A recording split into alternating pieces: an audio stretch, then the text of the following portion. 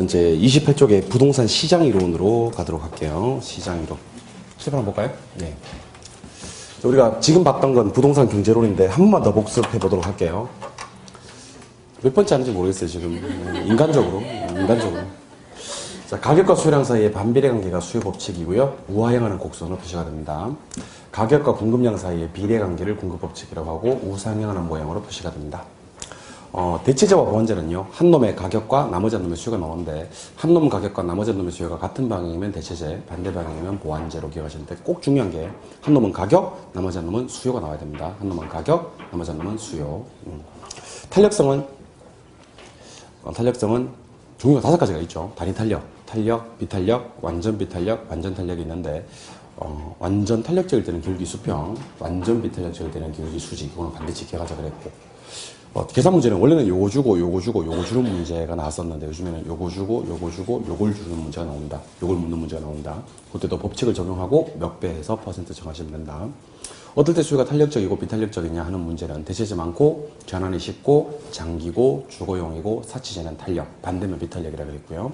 내거 가격과 내거 수요량 사이는 몇 프로가 중요하지만 내거 가격과 다른 놈 수요는 몇 프로는 안 중요하고 방향이 같은 방향이면 대체제, 반대 방향이면 보완제 이렇게 처리합니다. 균형으로 가볼까요? 자, 균형은 균형 가격과 균형량을 구하셔야 하는 계산 문제가 하나 있다 그랬죠. 일단 그 QD와 QS를 같게 만들어서 한 놈 좌변, 한 놈 우변, 왔다리 갔다리 하면 P가 나오고 그 P가 균형 가격, P를 대입하면 Q가 나올 텐데 그 Q가 균형량. 수요 증가, 수요 감소, 공급 증가, 공급 감소. 수요 공급이 둘 다 증가되거나 둘 다 감소되면 가격은 모르고 양만 증가 감소를 판단할 수 있다. 수요 공급이 반대로 막 움직일 때는 가격은 상승하라 얘기할 수 있지만 양을 알 수가 없다. 완전 탄력적일 때는 무조건 가격 불변, 완전 비탄력적일 때는 무조건 양 불변. 이것도 처리해달라 그랬고요. 경기 변동. 자, 경기 변동은 종류가 4가지가 있다 그랬죠. 경기 순환하는 거, 계절, 추세, 무작위. 그러니까 사이클이 있고요. 시즌이 있고 트렌드가 있고 랜덤이 있습니다. 이 중에서 경기 순환을 좀 더 자세하게 보면 회복 상향 시장에서는 매도자가 중시되고 옛날 가격은 하한선, 후타향 시장에서는 매수자가 중시되고 옛날 가격은 상한선입니다. 제가 왜 자꾸 이걸 강조하냐면 동영상을 보는 게 좋다는 거예요. 복습을 할 때 혼자 공부하시면 책 펴놓고 그 중요하지도 않은 거 막 30분씩 40분씩 보고 있는 자기 모습을 뒤늦게 발견하게 돼요. 먼저 이렇게 예상을 하는 게 아니고 뒤늦게. 그 효율적이지 못하다는 거죠. 이런 식으로 조금 빠른 속도라도 여러분들이 맞춰주시는 게 좋을 것 같다는 얘기입니다. 아시겠죠? 예. 이번에는 그러면 저랑 부동산 시장론에 대해서 한번 살펴보도록 할 건데, 시장론은 지금 열심히 공부하는 파트는 사실 아니에요. 지금 열심히 공부하는 파트는 아니고 한 5월달이나 내년 7월달 가서 보셔야 되는 그런 파트인데, 제가 중요 부분만 몇 가지 소개를 좀 해드릴까 싶어요. 자, 시범 보세요. 이번 시험에 나올 만한 것들. 자, 부동산 시장론입니다. 자, 시장론에서 꼭 시험에 나오는 게 하나 있습니다. 꼭 시험에 나오는 게 하나가 지대로입니다. 지대로. 물론 저기 이 앞에 뭐가 있냐면 여과 현상 하는 거 있어요. 상향여과, 하향여과, 주거분리 이런 거 있거든요.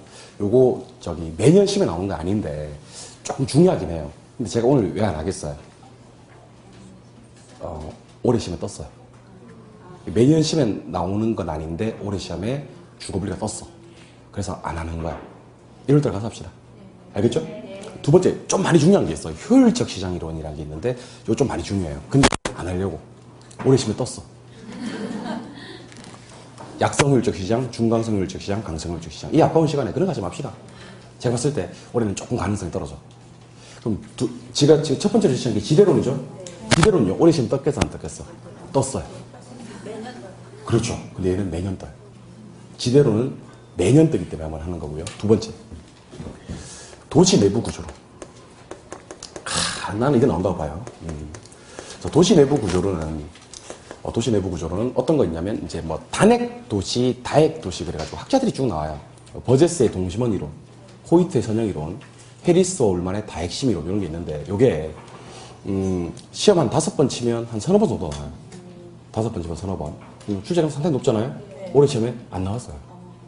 올해 시험에 안 나왔습니다. 그러니까 자꾸 강의는 여러분들 작년 강의 들으시면 안 되고 신강의를 들으셔야 되는 게, 요게 이제 출제 패턴이 조금씩 바뀌겠죠, 그죠? 그러니까 예를 들면, 매년 나오는 게 아닌데, 올해 떴다. 그럼 내년 안 나올 가능성이 많다고. 조금 비중을 줄이고.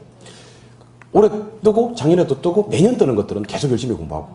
그 다음에 거의 나오는 건데, 올해 안 나왔으면 또 내년에는 가능성이 높아지는 겁니다. 무슨 말인지 아시겠죠? 예. 그러니까 도시 내부 구조로는 진짜 열심히 올해 보셔야 될 것 같고요. 그 다음에 입지계수라는 거는 거의 시험이 잘 안 나오는데 올해 시험에 떴어. 내년에 안전빵이 안 나와. 입지계수 LQ 하는 거 있거든요. 이게 매년 뜨는 거 아닌데 올해 시험에 떴어. 내년 안 나와. 만약 입지계수가 내년 시험에 나오면 정말 미안합니다. 미안해요. 예. 안 나올 줄 알았는데. 아무튼 그것도 이제 1월달 수업 가서 하도록 하고요. 이 아까운 시간에는 빼도록 하겠습니다. 세 번째가 이제 우리 꼭 보셔야 될 게, 입지선정이론이에요. 입지선정이론. 입지선정이론은 크리스탈러의 중심지론이 있고, 허프의 중심지론이 있고, 허프의 확률 모형도 있어요. 레일리의 소멸력 법칙, 그 다음에 컨버스의 분기점 모형 이런 거 있는데, 이건 어쩔 수가 없을 것 같아요. 허프하고 랠리는 꼭 봐야 될 것 같습니다. 허프하고 랠리. 랠리. 요거는 제가 뭐까지도 도전해 볼 거냐면, 이번에 계산 문제까지도 도전해 볼 겁니다. 이게 지금 5년 연속으로 출제되고 있어요. 서비스 위주로는 다른 거 공부할 필요가 없을 것 같아. 요거. 그래서 시장론은요, 제가 중간중간 다 건너뛰고요. 딱 3개만 공부할 거예요. 지대론, 그 다음에 도시 내부 구조론, 그 다음에 입지론, 입지선정이론, 이렇게 3가지만 공부할 겁니다. 일단 제목 한번 확인해 볼게요. 같이 한번 큰 소리 읽어봅니다. 첫 번째, 지대론. 두 번째, 도시 내부 구조론. 세 번째, 입지선정, 허프, 레일리. 이렇게 3가지만 공부를 하실 겁니다. 책을 보시고요. 이걸 되도록이면 이번 시간 안에 다 한번 정리를 해보려고 합니다. 자, 시간 보세요. 시간 보시기 바랍니다.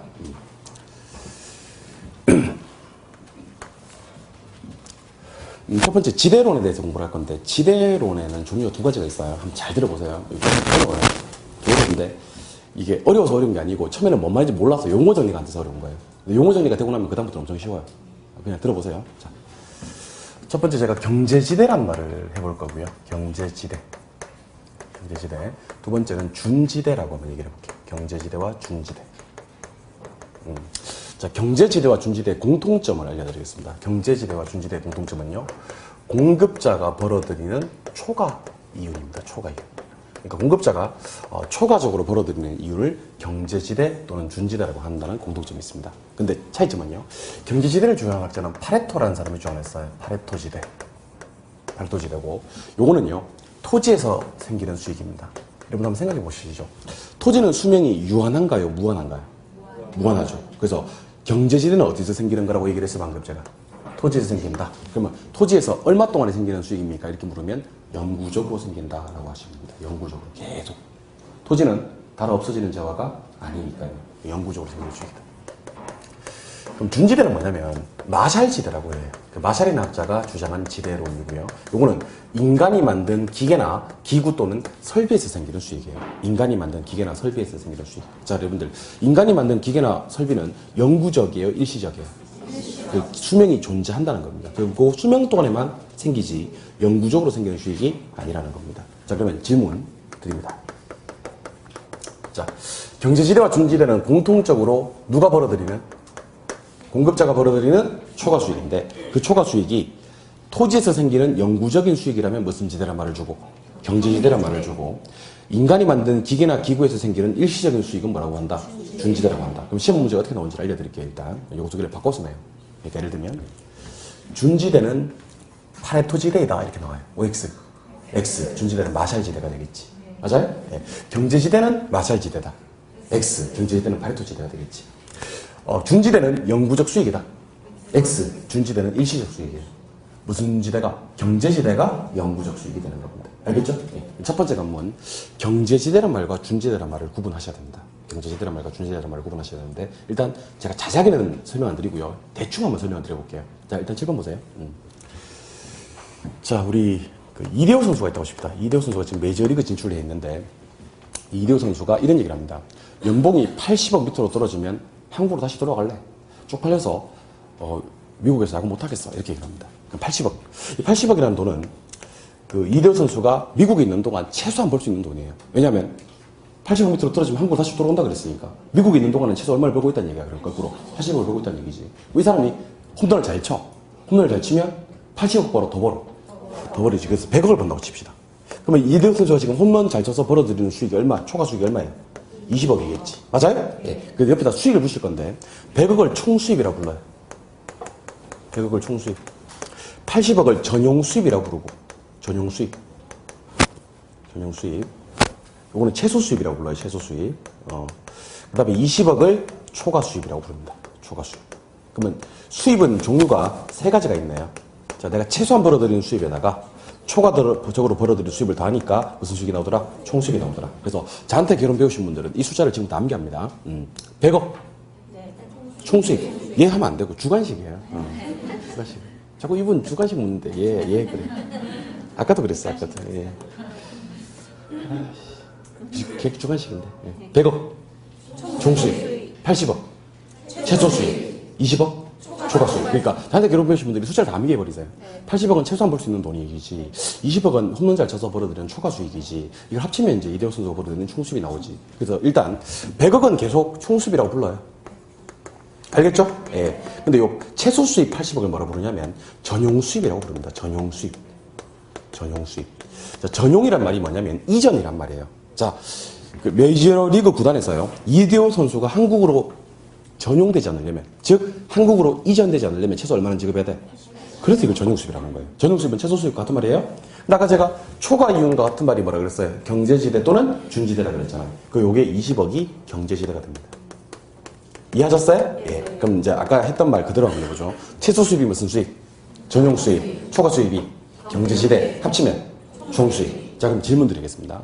자, 전용 수입에서 경제지대를 더하면 총수입이 되는 거 맞습니까? 근데 제가 질문 한번 드리고 싶어요. 자, 보세요. 방금 제가 경제지대라는 얘기를 드렸는데요. 경제지대는 무엇에서? 총수입에서 전용수입을 빼버리면 경제지대가 나오는 겁니다. 맞나요? 근데 우리가 공급이요, 잘 되면요.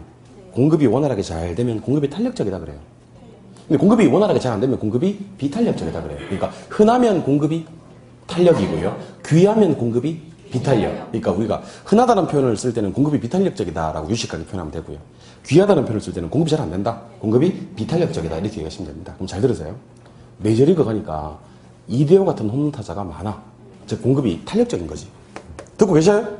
그럼 이대호 선수가 벌어들이는 초과 수익인 경제지대는 커지겠다, 작아지겠다?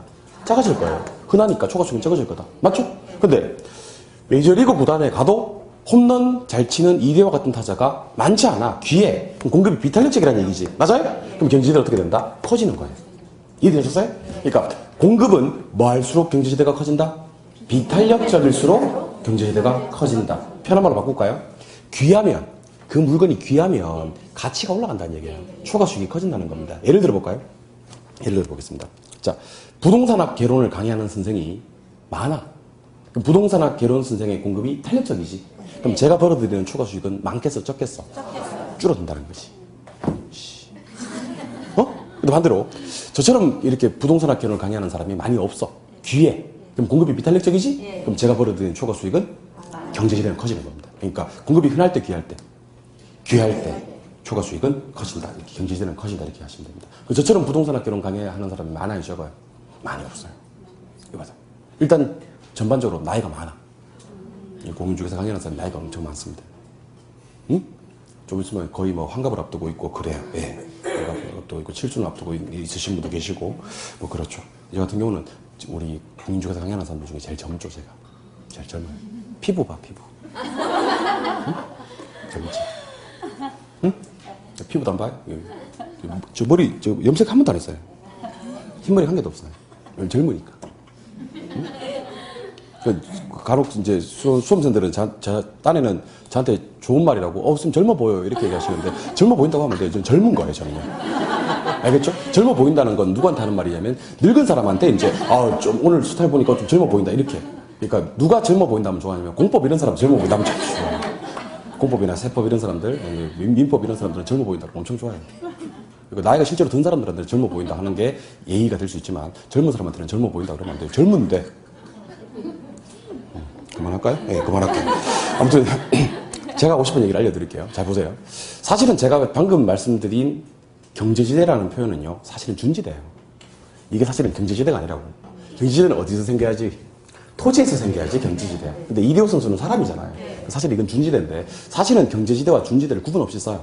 그럼 준지대도 공급이 탄력적일 때, 비탄력적일 때, 비탄력적일 때 커지는 거예요. 총수입에서 전용수입을 빼면 나머지가 준지대가 되는 거예요. 그러니까 경제지대와 준지대는 둘 다 공급자가 벌어들이는 초과 수익인데, 제가 이해하기 쉽도록 경제지대를 예를 들었을 뿐이에요. 사실은 토지에서 영구적으로 생기는 수익이 경제지대고 인간이 만든 기계나 설비에서 생기는 일시적인 수익은 준지대가 된다는 걸 기억하시기 바랍니다. 알겠죠? 시험에서는 어떻게 나온다고요? 두 개를 바꿔서 낸다는 거예요. 경제지대와 준지대를 자꾸 바꿔서 내요. 그래서 총정리 한번 해드릴게요. 경제지대와 준지대는 공급자가 벌어들이는 초과 수익이다. 여기까지 됐습니까? 다만 경제지대는 파리토지대로서 토지에서 생기는 영구적 수익이라면 됐나요? 준지대는 마샬지대로 인간이 만든 기계나 기구, 설비에서 생기는 수익인데 초과 수익인데 인간이 만든 기계, 기구, 설비는 수명이 유한하다. 그래서 영구적인 수익은 아니고 일시적인 수익이다. 이때 경제지대나 준지대는요. 총수입에서 전용 수입을 뺀 나머지 금액이 경제지대나 준지대인데 공급이 귀할 때, 즉 공급이 비탄력적일수록 경제지대나 준지대는 커진다. 이렇게 얘기하시는 겁니다. 아시겠어요? 여기까지 하면 덮었어요. 여기까지 덮었습니다. 그래서 초반에는 경제지대, 준지대가 뭔지 그리고 두 개를 어떻게 구분하는지 정도는 기억을 하시기 바랍니다. 이걸 갖다가 작년에는 수업을 안 했었어요. 작년 수업을 안 했었는데 제가 자꾸 반복을 시켜드려서 초반에도 점수가 좀 나오게끔 만들어드리고 싶어서 그래요. 사실 작년에는 인문과정은 어떻게 수업했냐면 수요공급하고 투자하고 감정평가론밖에 안 했어요. 근데 제가 투자론과 감정평가론과 수요공급을 많이 강의를 하면 잘할 줄 알았어요. 근데 꼭 그런 것만 아니더라고. 세상이 꼭 그렇지는 않더라고. 그래서 이번에는요, 점수를 맞는 전략을 갖다가 조금 더 다양화, 다각화해서요, 뭐 여기저기 하나라도 걸리면 좋다라는 측면에서 강의를 진행하고 있어요. 알겠죠? 그래서 다 많이 보려고요. 수요 공급이나 투자나 감정 평가로만 많이 보는 게 아니고 다 많이 봐서 여러분들이 일단 여러분들 집에서 복습하실 때는 수요 공급이나 투자론이나 감정 평가 위주로 복습을 하십니다만은 저는 다 한번 정리를 해드리려고요. 그래서 아 맞아 1월달에도 저거 들은 적 있지. 3월달에도 아 저거 들은 적 있지. 이렇게 되게 만들어 드릴게요. 알겠죠? 수업은 내가 알아서 진행할 테니까 여러분들은 제 수업을 갖다가 여러분들이 컨트롤 하려고 하시면 안 돼요. 알겠죠? 간혹 저한테 와가지고 쉬는 시간 와가지고 아, 선생님 저기 그거 말고 이거 한번 강의해 주지? 막 그런 사람도 있고. 어떤 사람은요, 진짜 있어요. 수업 시간에 손을 한 번 딱 들고 뭐라고 하냐면, 방금 설명했던 거 한 번 더 설명해봐. 그래. 또 어떤 사람은요, 말이 너무 빠르다는 사람이 있고, 또 어떤 사람은요, 말이 너무 느리다는 사람도 있고, 어떤 사람들은요, 좀 더 소리를 질러라는 사람도 있고, 어떤 사람은 시끄러우니까 좀 작게 얘기하는 사람도 있고. 그러니까 여러분들, 공인중개사 시험은 대상이, 타겟이요. 너무 다양해요. 남녀, 노소. 너무 다양합니다. 진짜 남녀, 노소죠. 남자 있고, 여자 있잖아요, 지금. 많으신데? 소 있죠. 저 친구 19살이에요. 우리 학원에 19살짜리가 공부하고 있어요. 누가 19살짜리인지 아시겠어요? 있어. 19살짜리 공부하고 있어요. 수능 친지 얼마 안 됐는데 지금 공인중개사 공부하러 온 거예요. 또. 대단한 거지. 그래. 화이팅. 재밌어? 할만해? 그래. 열심히 해. 알아듣겠어? 준지대 뭐야, 준지대. 됐어. 괜찮아? 좀 적응하면 돼. 아직은 저 학생이 이제 국어나 영어에 강해요. 부동산 학개론보다는 국어나 영어, 수학에 강한데 좀 있으면 이제 부동산 학개론이나 민법에 강해지겠죠. 아무튼 경제지대, 준지대는 이렇게 한번 정리를 하시고요. 두 번째.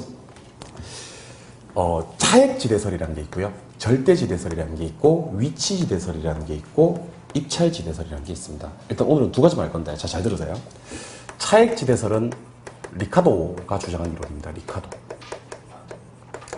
절대지대설은 마르크스가 주장한 이론입니다. 마르크스.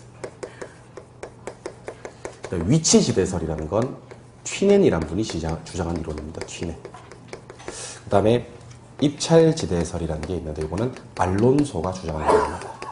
제가 이렇게 얘기를 하니까 이제 이렇게 반문하시는 분이 계시더라고요. 선생님 아까 파레토하고 마샬이 나왔을 때까지만 하더라도 됐는데 아니 이제 보니까 리카도 나오고 마르크스 나오고 튀넨 나오고 알론소 나오고 아니 뭐 이렇게 부동산 학개론에 이렇게 원래 외국 사람이 많이 나오나 뭐 이런 질문 하시는 분이 계시는데 여러분들 이거요 외국 사람 그러지 마세요.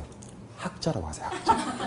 알겠죠? 없어 보이게 외국 사람 그러지 마세요. 진짜 그런 사람 있더라고요. 외국 사람 그러는데 물론 외국 사람 맞아요. 한국 사람 한 사람도 없는데 그래도 이걸 얘기할 때는 우리가 학자들 나옵니까? 이렇게 얘기해 주시는 게 좋고요. 지금 학자가 6분 나왔잖아요. 그죠? 네. 예, 학자분이 나올 때마다 여러분들 반갑게 맞이하셔야 돼요. 왜냐하면 뒤에 가면 27분이 더 기다리고 있어요. 27분이 더 기다리고 있습니다. 지금 이제 시작이야. 시작. 좀 있으면 버제스, 호이트, 해리스, 울만 이런 사람 나오고요. 그다음에 크리스탈러, 허프, 레일리, 넬슨, 컨버스 이런 사람 막 나와요. 그러니까 베버, 래쉬 이런 사람 막 나오고요. 학자 많이 나오니까 나올 때마다 반갑게 맞이하셔야 되지 뭐 거부하고 그러시면 안 됩니다. 반갑게 맞이하셔야 돼? 예. 그러니까 리카도라는 사람의 무슨 지대설? 차익지대설, 마르크스의 절대지대설, 티넨의 위치지대설, 알론소의 입찰지대설. 근데 요거 3, 4번은 이럴 때 가서 합시다. 이럴 때 가서 하고 리카도의 차익지대설과 마르크스의 절대지대설이 아주 중요합니다. 이게. 올해 시험은 사실은 절대지대설이 나왔었어요. 그러니까 마르크스가 했던 얘기를 갖다 박스 안에 딱 넣어놓고요. 이거 무슨 지대설인가 이렇게 나왔습니다. 답은 무슨 지대설이겠어요? 절대지대설이겠죠. 맞아요? 예. 그래서 지대설에 관해서는 리카도의 차익지대설과 마르크스의 절대지대설이 핵심입니다. 그럼 칠번 보실게요. 자, 지금부터 제가 차익지대설과 절대지대설에 대해서 소개를 좀 해드리겠습니다. 자, 방금 소개해드렸습니다만은 차익지대설은 리카도가 주장한 이론이고요. 절대지대설은 마르크스가 주장한 이론입니다. 출발합니다. 자, 리카도의 차익지대설은 지대 발생 원인을 비옥도에 두고 있습니다. 비옥도. 그리고 수학 체감의 법칙이라는 거에 나옵니다. 수학 체감. 수학 체감의 법칙이라는 건 일단 그냥 단어만 읽으시고요. 우리는 비옥도에 좀 관심을 가질게요. 잘 보세요. 자, 비옥도를 가지고 토지를 3등분할 수가 있어요. 잘 들으세요. 비옥도가 높은 땅이 있고요. 비옥도가 낮은 땅이 있고요. 비옥도가 형편이 없는 땅이 있어요. 아시겠어요? 다 비옥도가 높은 땅을 우등지 그래요. 무슨 지? 우등지. 좋은 땅이죠. 비옥도가 낮은 땅 열등지라 그래요. 열등지. 비옥도가 형편이 없는 땅은 한계지라 그래요. 그래서 비옥도 가지고 토지 3등분합니다. 자, 비옥도 높은 땅, 우등지. 지대가 어떻게 발생하겠어요? 많이 발생합니다. 맞죠? 비옥도가 낮은 땅, 열등지는 지대가 적게 발생합니다. 비옥도가 형편이 없는 한계지는 지대가 안 발생하는 거예요. 그러니까 비옥도가 높아야 지대 많이 발생하고요. 비옥도 낮으면 지대가 적게 발생하고요. 비옥도가 형편이 없는 땅은 지대가 안 발생합니다. 그래서 리카도의 차익지대설에 따르면 한계지에서는 지대가 존재하는 거예요? 존재하지 않는 거야? 지대가 존재하지 않는 거지. 지대가 제로가 되는 겁니다. 근데 방금 보니까 비옥도가 지대를 결정하나요? 네. 맞나요? 네. 비옥도가 높은 땅은 지대가 많이 발생, 비옥도가 낮은 땅은 적게 발생. 비옥도가 지대를 결정하는 겁니다. 계속 갈게요. 리카도의 차익지대설에 따르면 지대를 뭘로 보냐면 잉여로 봐요. 잉여를 갖다 우리 뭐라 부르냐면 불로소득이라고 합니다. 불로소득. 자, 불로소득이 먼저 알려드릴게요. 불로소득은 노력을 통해서 벌어들이는 소득이 아니라는 얘기예요.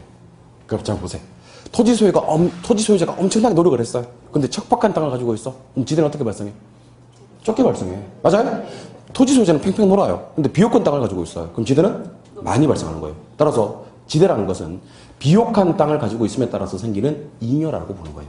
네 글자로 뭐라고 한다? 불로소득. 이게 차익지대설입니다. 근데 마르크스는 다른 얘기를 합니다. 마르크스. 자, 마르크스한테 물어봤습니다.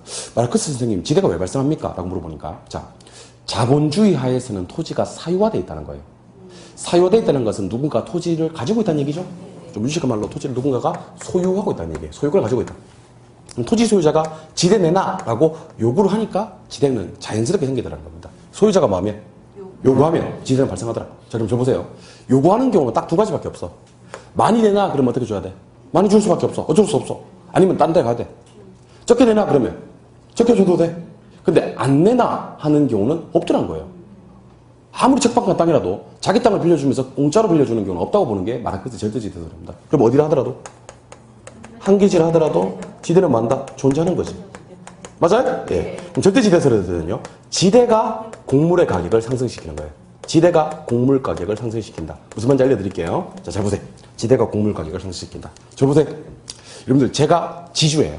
여러분들은 제 땅에서 농작물을 재배하는 농민들이에요. 그럼 여러분들은 제가 요구하면 저한테 뭐 줘야 돼요? 지대를 주셔야 되지. 맞아요? 근데 제가 올해 연말에 뭐라고 하냐면 내년에는 지대를 2배를 올려주세요. 이렇게 얘기를 합니다. 제가 악덕지주예요, 제가. 악덕지주예요. 내년 2배를 올려주세요. 이렇게 얘기합니다. 그럼 여러분들은 싫으면 다른 데 가서 농사 지어야 되는 거고요. 어쩔 수 없이 여기서 농사 지으려면 2배의 지대를 주고 농사를 지어야 되는 겁니다. 그럼 여러분들이 농작물을 재배를 했어. 키워서 판매를 하겠지. 그럼 그 곡물 가격을 싸게 받아야 돼? 비싸게 받아야 돼? 비싸게 받아야 돼요. 비싸게 받으면 소비자가 뭐라고 할 거 아니에요. 아니 왜 이렇게 농작물 가격이 많이 올랐느냐라고 물어보면 여러분들은 뭐가 많이 올라서? 지대가 너무 많이 올라가지고 어쩔 수 없이 곡물 가격을 올릴 수밖에 없다고 얘기하는 거지. 그러면 뭐는? 지대는 뭐를 올리는? 곡물 가격을 올리는 생산비로 보는 거예요. 생산비는 두 글자로 비용을 인지한다는 거지. 그러니까 지대가 먼저 상승하니까 이제 농민들 입장에서는 비용이 상승한 거지. 그러니까 곡물 가격을 비싸게 받을 수밖에 없다. 생산비가 더 들어갔으니까 곡물 가격을 비싸게 받을 수밖에 없다. 이게 절대지대설입니다. 공부하는 방법 알려드립니다. 공부하는 방법은 집에 가서 요거 딱 한 3번 정도 반복해서 읽는 거예요. 3번 정도 반복해서 읽는 건데 요율로 가지 마세요. 요율로 가지 마시고 요거는 어느 단계까지 가셔야 되냐면 제가 만약에 비옥도의 수학 체감이요. 그러면 차액 이렇게 나와야 돼요. 소유자가 요구하면요. 그럼 절대 이렇게 나와야 돼요. 한계지에서 지대가 없어요. 그러면 차액. 지대 있는데 그럼 절대. 비옥도가 지대를 결정해요. 그러면 차액. 지대가 곡물가격 결정하는데 그러면 절대. 그 다음에 지대는 생산비 비용입니다. 그러면 절대. 불로소득 잉여입니다. 그러면 차액. 이게 나올 때까지 반복적으로 보셔야 됩니다. 그러니까 외우려고 하시면 안 돼. 외우려고 하시면 어떻게 돼? 까먹어. 여러분들 안 까먹는 방법은 뭐 하는 방법밖에 없어요. 안 외우는 방법밖에 없어요. 아시겠어요? 외우지 마세요. 우리 중간고사나 기말고사 없는 시험이에요. 내년 10월 28일 날 한 번 딱 시험 잘 치면 돼요. 그러니까 외우더라도 후반부에 가서 한 9월달, 10월달 가서 외우는 건 반대하지 않지만 초반에 외우지 마세요. 대신에 계속 눈으로 익히시기 바랍니다. 한번 연습 한번 해보죠. 자, 비옥도의 수학 체감이요. 차액. 소유권자가 요구합니다. 절대. 리카도요. 차액. 마르크스요. 절대. 한계지에서도 지대가 존재해요. 절대. 한계지는 지대 따위는 없습니다. 차액. 비옥도가 지대를 결정해요. 차액. 지대가 곡물 가격을 결정하네요. 절대. 지대를 생산비 비용으로 봐요. 절대. 지대를 불로소득 잉여로 봐요. 차액. 나중에는요. 익숙한 거 체크하시면 돼요. 아, 차액지대에서는 이게 익숙했었지. 눈으로 자꾸 봤으니까. 절대지대에서는 이게 익숙했었지. 눈으로 자꾸 봤으니까. 그러니까 눈에 자꾸 익히시기 바랍니다. 알겠죠? 외우려고 하지 마세요. 외우려고 하다 보면 까먹어요. 이 바닥 까먹으면 어떤 일이 발생하는지 아세요? 외웠는데 까먹었어. 그럼 어떻게 되는지 아세요? 흥미를 잃어버려요. 공부해봐 뭐해. 안 해. 안 해. 그렇게 되면 이 바닥 끝이에요. 흥미 한번 잃어버리면 이 바닥 끝입니다. 그러니까 여러분 반복해서 보시는 게 좋지. 지금은 암기하지 마세요. 시킨 대로 하세요. 암기하고 싶어요? 암기하고 싶어요? 암기하면 안 돼요. 암기할 것 같은데? 관상이 암기할 관상인데? 암기하지 마세요. 알겠죠?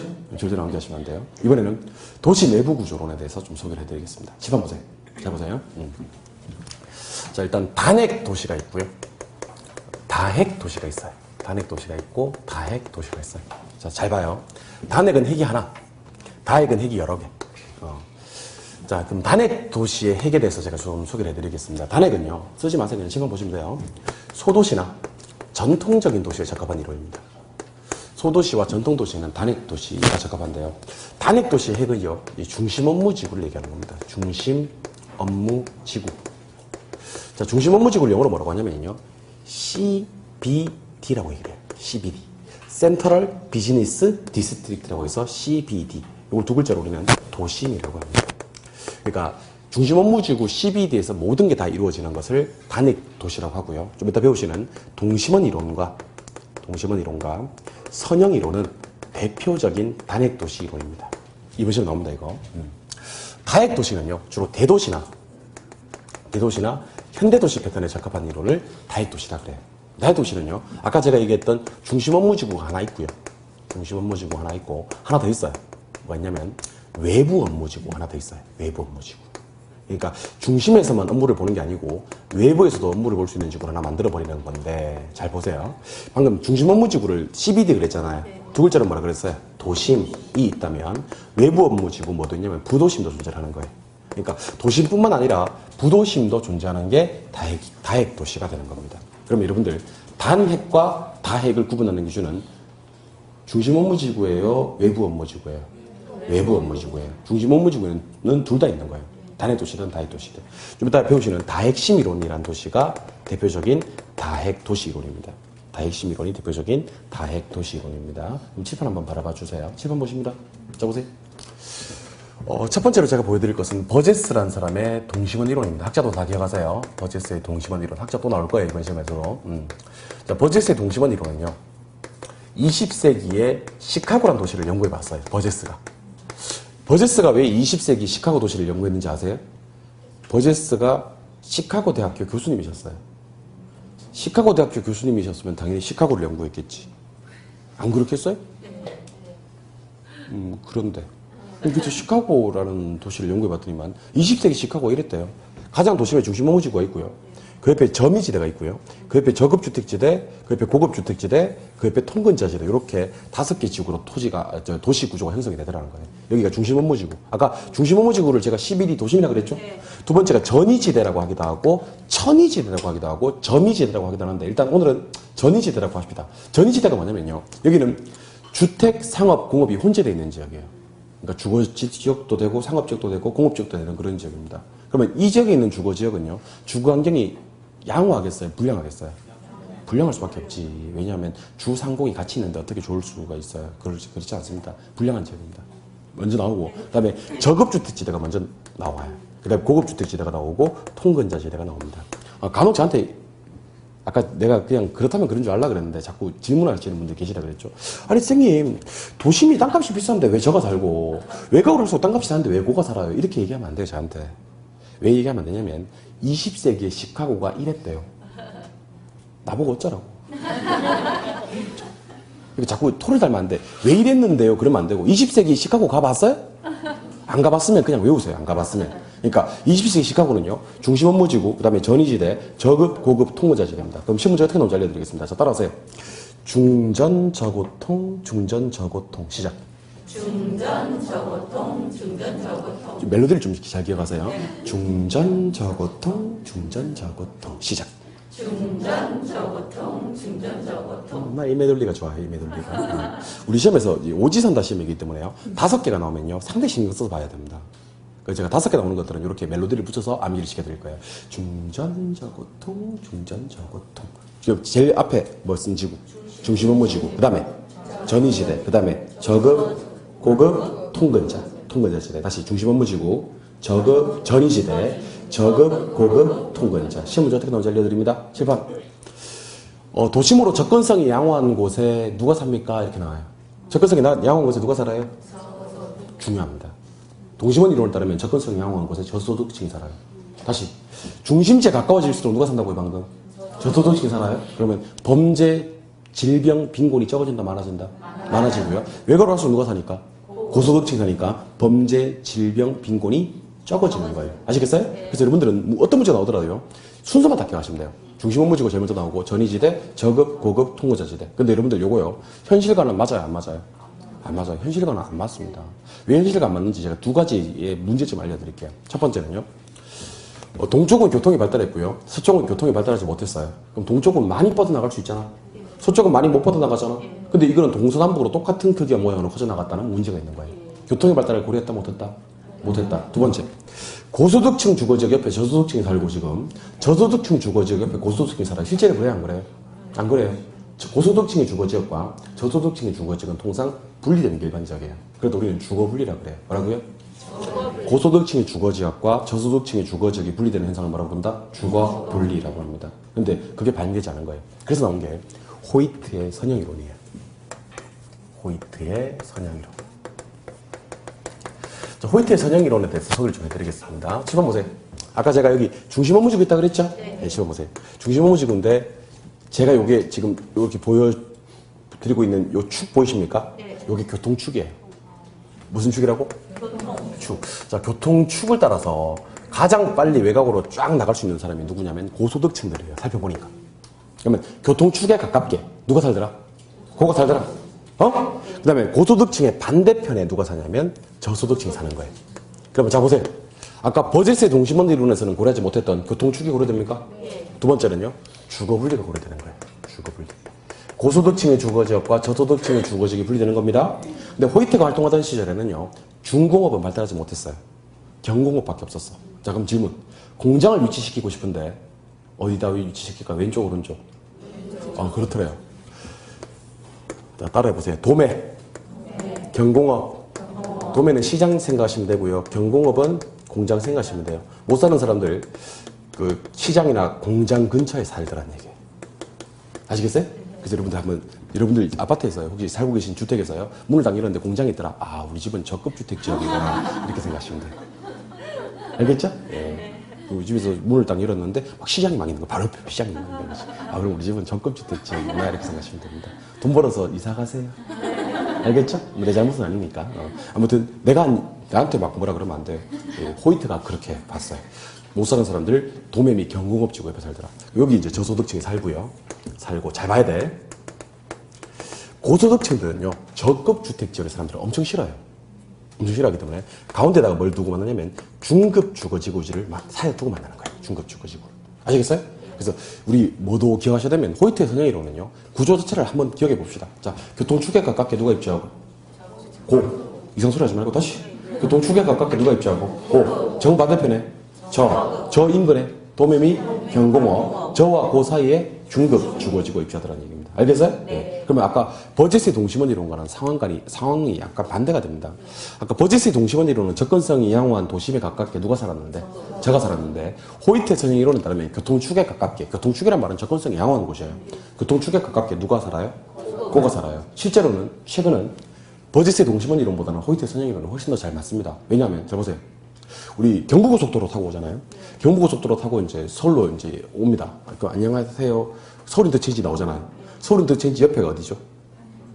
판교분당이잖아요. 판교분당 고급주택지, 저급주택지. 고급주택지잖아요. 조금 더 가면 뭐 나와요?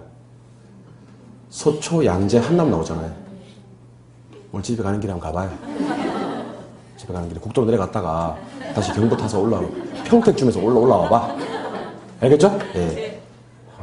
평택 넘어가나 신갈중에서 올라와봐요. 그러면 다 그 교통축에는 전부 다 고급주택지입니다. 교통축에는. 그러니까 고급주택지가 교통축에 먼저 입지를 하고 접근성이 양호한 곳에 반대편에 저급주택지가 입지하는 겁니다. 사이에 중급주택지구가 있고 도매 및 경공업지구는 저급주택지대 인근에 위치한다. 이렇게 공부하시면 됩니다. 무슨 말인지 알겠죠? 네. 네. 그래서 아까랑 차이점이 버젯의 동심원 이론에 따르면 지문을 이렇게 출발하면요. 접근성이 양호한 곳에 저가 사는데 호이트의 선형 이론에 따르면 그러면 접근성이 양호한 곳에 고가 산다는 걸 명심해 주셔야 됩니다. 알겠죠? 근데 호이트의 선형 이론이 현실과 더 맞다 그랬잖아요. 근데 호이트의 선형 이론도 간과한 측면이 있습니다. 바로 중심 업무 지구가 하나밖에 없다는 거예요. 중심 업무 지구가. 왜냐하면 업무를 볼 수 있는 지구는 중심에 있는 게 아니고 외부에 있을 수 있거든요. 그래서 나온 게 해리스와 올만의 다핵심 이론입니다. 해리스와 올만의 다핵심 이론. 7번 보세요. 해리스 올만의 다핵심 이론. 해리스 와 울만의 다핵심 이론. 지금부터 저랑 해리스 월만의 다핵심 이론에 대해서 소개를 좀 해드리도록 하겠습니다. 이거는 그냥 가볍게 보시면 됩니다. 왜냐하면 요즘 대도시나 현대적인 도시 패턴들은요 전부 다 다핵심 구조를 이루고 있습니다. 그래서 요즘에 볼 수 있는 도시들이 다 이제 다핵심 이론의 도시들이에요. 그럼 핵이 몇 개? 여러 개라는 얘기죠. 한번 보세요. 자, 여러분 여기가 중심 업무 지구예요. 자, 7번 보세요. 중심 업무 지구. 자, 중심 업무 지구를 영어로 뭐라 그래요? CBD 그러잖아요. 맞아요? 두 글자로는 도심. 기억나세요? 예. 그 제가 여기 옆에다가 뭘 쓸 거냐면요. 여기다가 이제 도매 및 경공업 이렇게 쓸게. 도매 경공업 보이세요? 예. 그럼 여러분들이 이제 지금부터 만들어 주시는 거예요. 자, 도매 경공업 옆에 입지하는 사람들이 누군지 여러분들이 얘기하시면 되고요. 그 다음에 이제 고, 중, 저로만 얘기하세요. 이상 소리 하지 마시고 저한테는 고, 중, 저로만 얘기해 주세요. 얘들 누구야? 예. 예. 그리고 예. 예. 대충 감이 왔어요? 예. 그렇게 되는 거죠. 그런데 문제가 생겼어요. 자, 고급 주택 지역에 사는 사람들이 영암 프로 보러 가려고 하니까 너무 멀리 가야 돼요. 너무 멀리 가서 여기서 영암 프로 봐야 되는 문제점이 생기는 거예요. 중심 업무 지구 가서 문제를 해결해야 돼요. 고급 주택 지역에 사는 사람들이 쇼핑하러 가고 싶어요. 백화점. 근데 또 너무 멀리 가게 되는 거지. 그래서 보통 중급과 고급 사이에다가 똑같이 업무지구를 하나 만들어요. 뭐를 만든다고요? 업무지구. 그 여기서 업무를 볼 수 있네 이제. 근데 이게 도심에 있어요, 외부에 있어요. 그래서 얘를 외부 업무지구라고 얘기하는 거예요. 무슨 업무지구? 그럼 얘는 도심이라고 표현하지 않고 얘는 부도심이라고 얘기하는 거지. 자, 그러면 대답 한번 해보세요. 최근에는 저기 분당에 사는 사람들이요, 안양에 사는 사람들이요, 저기 영화 프로 보러 충무로 가서 영화 봅니까? 종로 3가 가서 보나? 그러면 저기 쇼핑하러 갈 때 명동 롯데백화점이나 신세계백화점 가나? 아니죠. 여기도 극장이 있고 여기도 백화점이 있는 겁니다. 맞죠?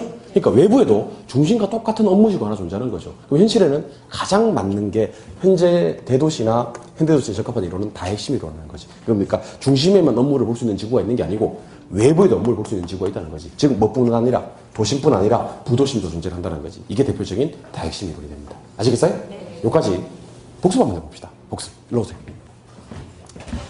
자, 우리가 지금 보고 계신 건 부동산 시장론이고요. 시장론에서는 첫 번째 지대론에 대해서 공부를 좀 해야 됩니다. 지대론은 경제지대와 준지대가 있는데 토지 소유자나 인간이 벌어들이는 초과 수익을 얘기하는 겁니다. 이때 파레토 지대로서 토지에서 생기는 영구적 지대를 경제지대라고 한다면 인간이 만든 기계나 기구에서 생기는 일시적인 지대, 마샬 지대를 우리는 준지대라고 하고요. 얘들은 공급이 비탄력적일수록 커진다 그랬습니다. 리카르도의 차익지대설과 마르커스의 절대지대를 비교하겠습니다. 리카르도의 차익지대설은 비옥도나 수학 체감, 절대는 소유권 요구.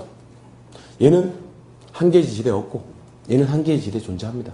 얘는 비옥도가 지대를 결정하고 얘는 지대가 곡물 가격을 결정해요. 얘는 지대를 불로소득 잉여로 보지만 얘는 지대를 생산비 비용으로 봐요. 버젯의 동심원 이론은 중전저고통, 중전저고통. 한 번 더. 중전저고통, 중전저고통. 중심지에 가깝게 저가 살아요. 근데 호이트의 선형 이론은 교통축에 고가 살아요. 반대편에 저가 살고요. 저 인근에는 도매 및 경공업지구가 있고요. 저와 그 사이에는 중이 있는 거예요. 해리스 올만의 다핵심 이론은요.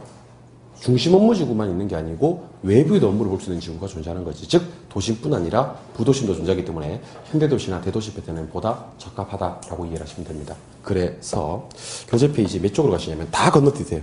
다 건너뛰시고 교재 페이지 32쪽으로 갑니다. 32쪽에 가시니까 4번에 지대 이론하고 나옵니까? 네. 자, 지대 이론에서 1번에 리카도의 차익지대설과 마르크스의 절대지대설이 보일 거예요. 찾으셨나요? 네. 두 개를 딱 묶어 놓으세요. 딱 묶어 놓으시고. 세 번째, 티넨의 위치지대설과 알론소의 입찰지대설은 일단 참고를 하시고요. 밑에 내려가니까 지대 이론에서 리카도의 차익지대설과 마르크스의 절대지대설 표가 한번 나옵니까? 네. 그 표를 한 번 더 체크해 주시기 바랍니다. 한 번 더 체크해 주시고, 이 표에다 별 하나 때려주세요, 그냥. 별 하나 때려주시고, 요 표를 갖다가 암기를 좀 하시기 바랍니다. 리카도의 차익지대설과 마르크스의 절대지대설. 이번에 도시 내부 구조 이론에서 버젯의 동심원 이론 나옵니까? 네. 한 글자씩 동그라미 한번 내봅니다. 중전저고통, 중전저고통. 이렇게. 어떻게 해요? 시작? 감사합니다. 오른쪽 가로 2번에 가니까 호이트의 선형 이론 나옵니까? 네. 호이트의 선형 이론은요, 뭐 체크까지는 할 필요가 없고, 동그라미 두 개만 좀 칠게요. 교통축이라는 단어가 일단 나올 거야. 동그라미 하세요? 동그라미 하셨어요? 네. 위에다가 하나만 더 써놓으세요. 주거분리. 주거분리. 고소득층의 주거지역과 저소득층의 주거지역이 분리가 되더라는 겁니다. 그래서 그림 한번 볼게요. 그림 5번에 누가 살아요? 고가 살아요? 네. 반대편에 있는 3이 누구예요? 저예요. 3 옆에 있는 2는 누구죠?